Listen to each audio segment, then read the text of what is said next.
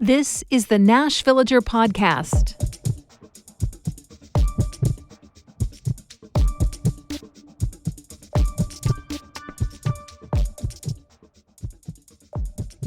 It's July 22nd, 2026. 22 days until Tennessee's next scheduled execution. As usual, there are legal maneuvers underway that challenge the process itself. But thanks to the last failed attempt at a lethal injection, some of the specifics of this time around are quite unusual. I'm Nina Cardona, and this is your daily digest of what's happening around Middle Tennessee with context and backstory from Nashville Public Radio, WPLN News.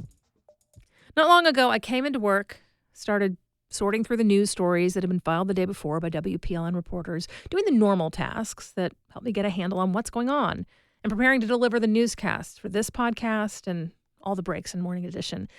And something in one of those reports stopped me in my tracks. I wasn't sure it was really okay for me to read it to you.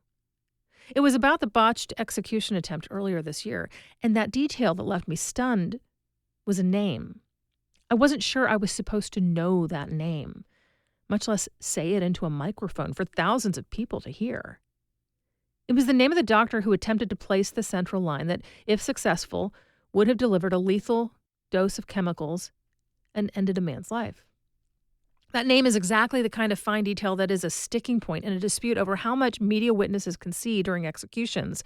A group of news outlets, including Nashville Public Radio, sued the state last year, asking the court to force the state to change its procedure so witnesses see the entire process. As it is now, media witnesses are in an adjacent room, seated in front of a window into the execution chamber, and that window is covered until an IV or central line is in place.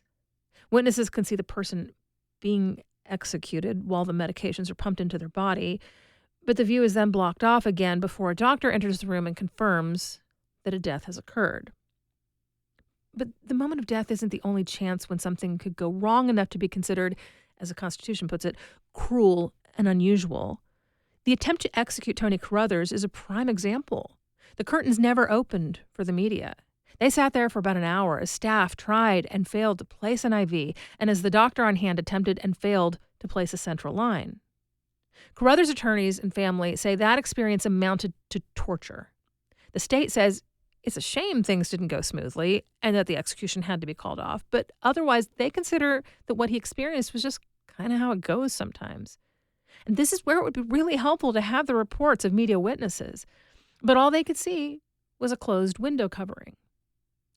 Thus, the lawsuit seeking access to witness everything from the moment the condemned person is brought into the execution chamber until the doctor finishes declaring that the person has died.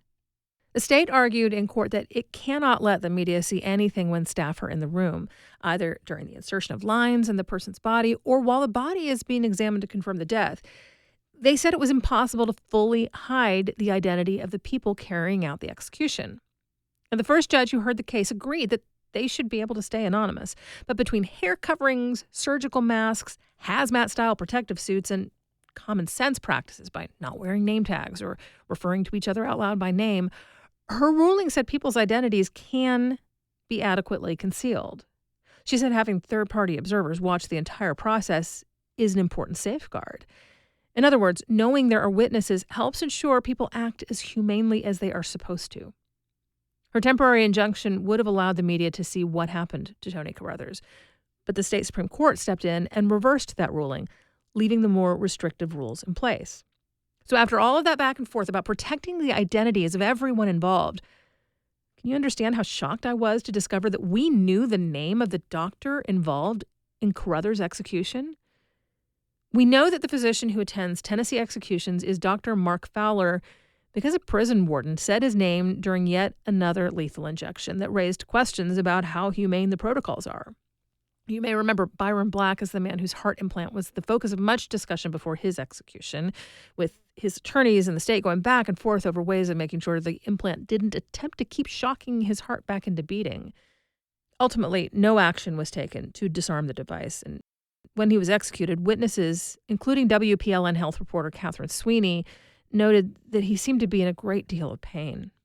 An autopsy later determined that he experienced a pulmonary edema, the lungs filling with fluid. What I'm saying is that there were a lot of questions about how that execution was carried out, and the prison warden said the doctor's name at some point during those proceedings. But as far as I can tell, none of the media witnesses reported the doctor's identity at the time. I'm not sure any of them even caught it. However, after things went so wrong with Carruthers, the public defender's office entered Fowler's name into the public record. That's when we started using his name in our reports. That's when it became clear that he's been involved in at least 3 lethal injections so far. And that's when we all found out that he's a family medicine doctor who does not maintain privileges at any hospital. And prior to that botched execution attempt, he hadn't tried to place a central line for more than a decade. Now, it's not clear what the fallout will be for Dr. Fowler now that his name is out there. The Carruthers family filed a formal complaint against him with the Tennessee Department of Health, charging him with an ethics violation. The American Medical Association's ethical standards say it's okay for doctors to agree to confirm a death by execution, but they should not take part in the actions that lead to a prisoner's death, like attempting to place that line. Lawyers for the next man scheduled for execution are asking the state to hire a different doctor. But after everything that's happened with Dr. Fowler, will the state be able to find another physician willing to participate? Or are they more likely to find that doctors draw a line and say they will hold strictly to the AMA standards and observe, confirm, but not participate? In just a few minutes, this week's edition of What Wear Wednesday. That's coming up after the newscast.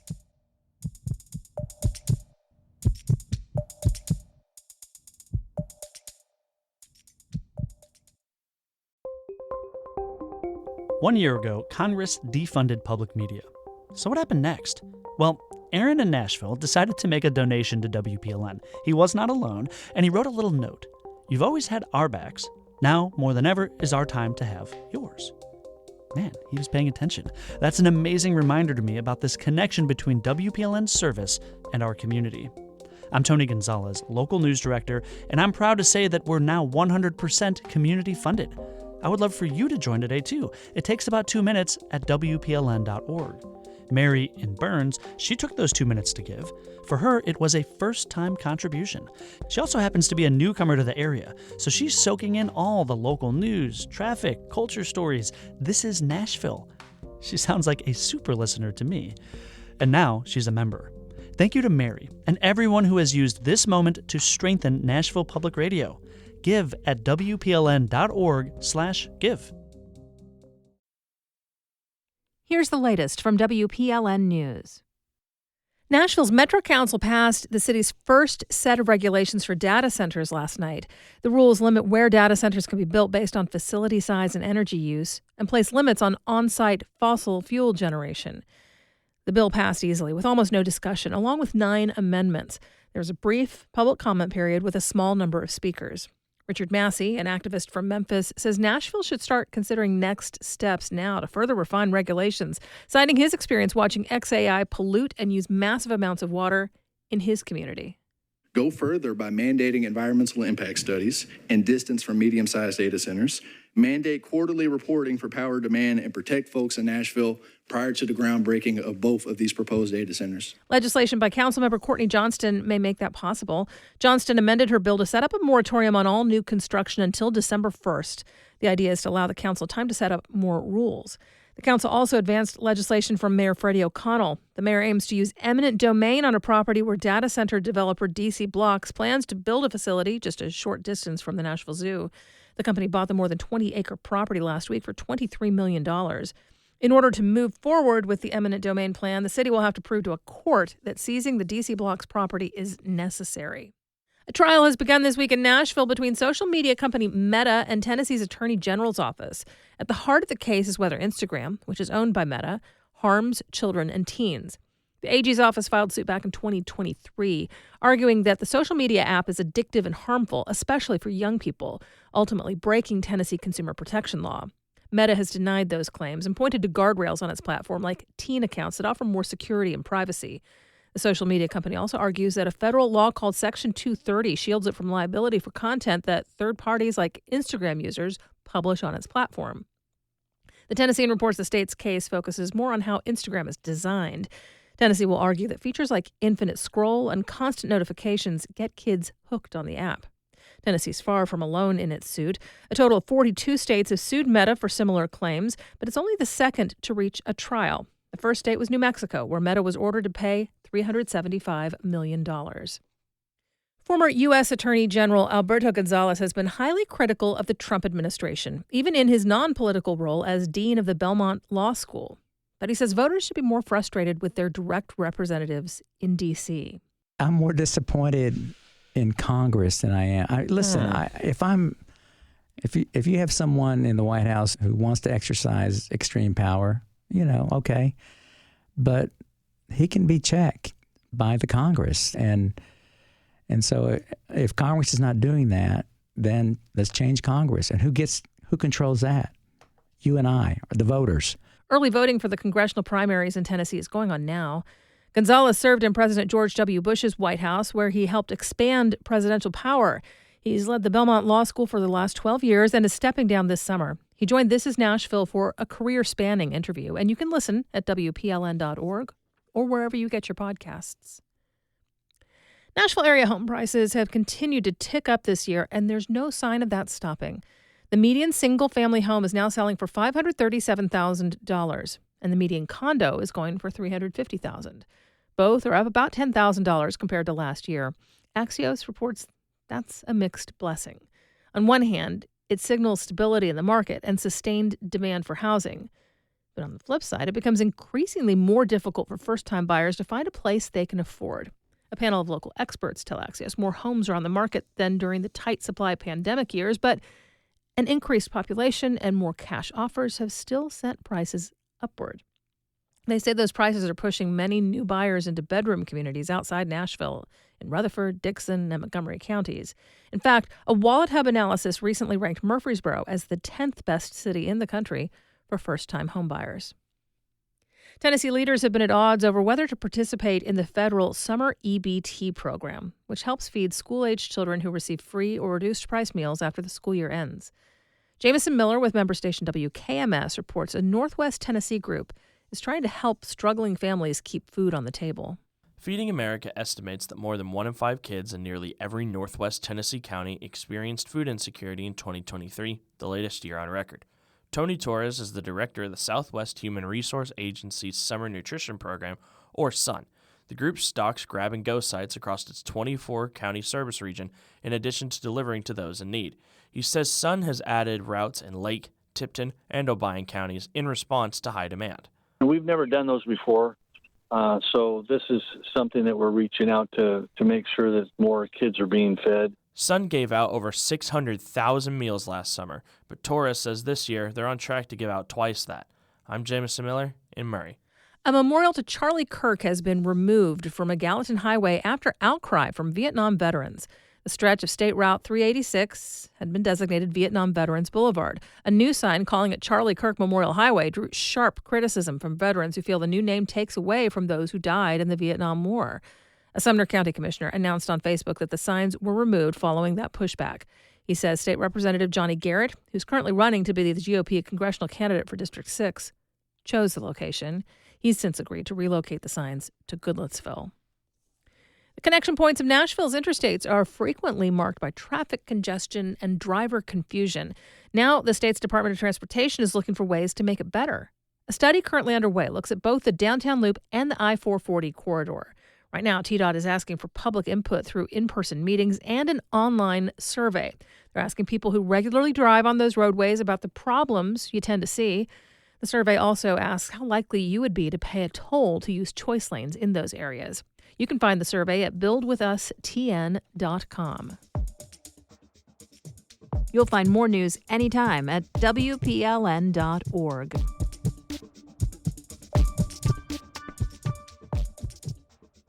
Where can you find a musical about cotton candy, a truth-telling clown, and a brand new opera? I'll let Marquise tell you about it.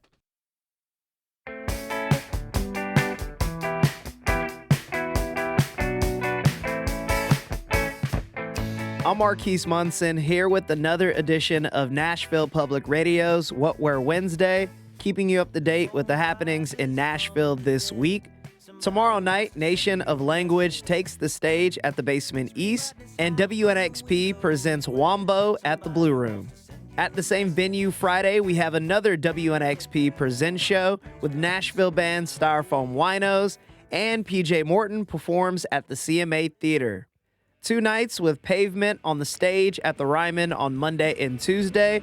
And for more events, head over to WNXP.org/events. Darling, don't you go and cut your hair. Do you think it's gonna make him change? I'm just a boy with a new haircut, and that's a pretty nice haircut. This week for What Wear Wednesday, we feature the 2026 Kindling Arts Fest happening this Thursday through Sunday. This year's fest will feature 22 shows ranging from musicals to comedy to an opera performance at 8 different venues across Nashville, highlighting over 150 local artists. My name is Jennifer Whitcomb Oliva, and I am a performance artist for Kindling Arts Festival and around the greater Nashville area. The theme this year is utopias, and I know that this theme is intriguing. I think we think of the word utopias. Really, I think it was picked because artists can help everyone to see a better future, especially in this world that feels like it's slipping maybe into a dystopian feeling. And we just really wanted to show visions of how we can help build a better world together. Artists are very essential into helping us make a more equitable and just world. So utopias seem to be the best theme for this year. I am in a program that is called Off the Clock, and I am doing this along with the amazing Landry Butler, Grandma Fun, and Chris Strauss over at the Dark Horse. You can expect an amazing dance piece from Chris Strauss. It is really quite breathtaking. His movements, you're just going to be blown away. Grandma Fun is bringing you this absolutely stunning vision from a piece that she's been working on for quite some time. Extravagant costumes, a live ensemble orchestra, absolutely just lush. And then you have a piece by Landry Butler, who is giving this kind of like a TED Talk inspired presentation about utopian worlds themselves and selling you a brighter vision for tomorrow, perhaps. And then I am bringing a piece that is about a clown who is basically talking about life as Black women in the world and challenging stereotypes and social norms and just basically the view of the world through the eyes of a clown.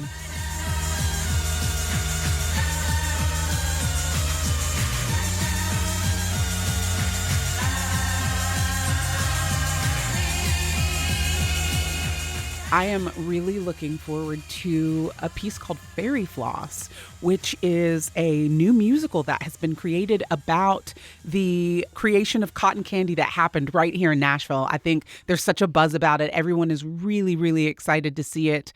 Something that is bright and bubbly and heartwarming, featuring some fantastic artists. I'm also really intrigued by a new opera that has been written and will be performed. It's called Faith, a folk opera that is performed by the Blueprint Ensemble with lots of members from the Nashville and Harmony group. So this should be really a fantastic performance. And anytime, I'm a big music aficionado. I love music. I'm also an opera singer myself, dancer, all of that goodness. But when I heard that there was going to be an opera that was going to be submitted, I immediately was very excited. This is a new offering for Kindling. It'll be the first time that something like this has been done, and I'm really, really excited about it. To be a spectator, someone new that comes in and, after getting surveys and all that, it is so wonderful to speak to all these people who might not know Kindling or might not have ever been to any kind of a arts festival, to sit there and be completely enveloped in all of this new art that they've never seen. It's really special. And Nashville just really is a special place. And when we have so much to offer from all of the kind of offerings in art, I think it's just a great place to jump off and begin. It's such a beginning. That's what I think. Kindling Arts is like the hub of fresh art of new artists, and you can get anything that you could possibly dream up. You're going to find it here. For more information on the Kindling Arts Fest and other events happening this week, visit WNXP.org. My name is Marquise Munson, and thank you for listening to another edition of What We're Wednesday.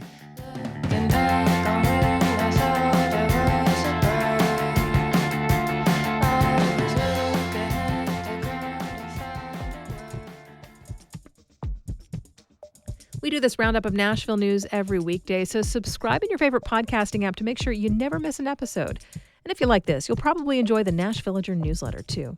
You'll get perspective from more of my colleagues at Nashville Public Radio and links to the stories we're following. Sign up for those daily emails at WPLN.org/Nashvillager. Thanks so much for listening. Let's make this day a good one, and we'll catch back up tomorrow.